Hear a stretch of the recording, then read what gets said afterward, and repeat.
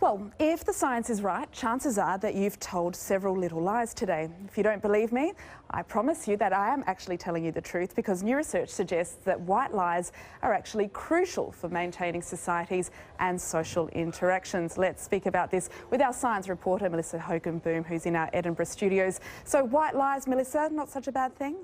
No, not at all. And white lies are the type of things you might tell your friend if they have an awful haircut, but you can't really tell them that it looks bad, or if your friend doesn't look fat in that dress.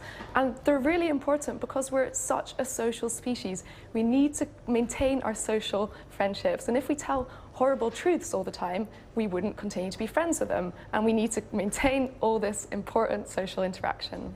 Melissa, what are we talking about? Perhaps I think women might relate to this more than others. When you have a friend with a new haircut that maybe not so great.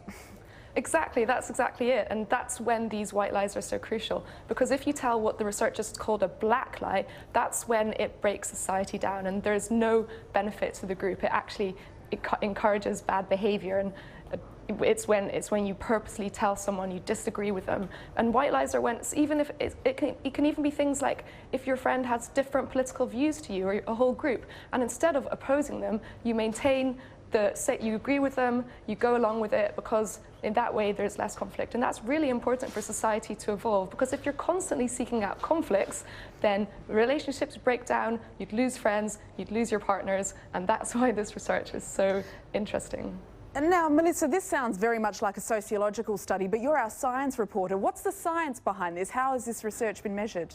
Well, they used a mathematical model to study this, and you might find that how can an algorithm tell you about social behavior? But they put points on a graph, and they considered whether you lie all the time, whether you only lie some of the time, whether you don't lie at all. And the algorithm showed that it's the people that do a little bit of lying that are the ones that continue. And this is also based on actual social research, as you said. There's studies in America where they showed about 1,000 participants answered that they lied between 1 to 3 times a day. And now they've just put it in a graph, showed that it works out this way. And if you think about it, everything can boil down to data. Big data is coming. Am I lying or not? Well, that's for you to decide. Melissa, thanks very much. I reckon you've got a trustworthy face. I'm going to trust you there.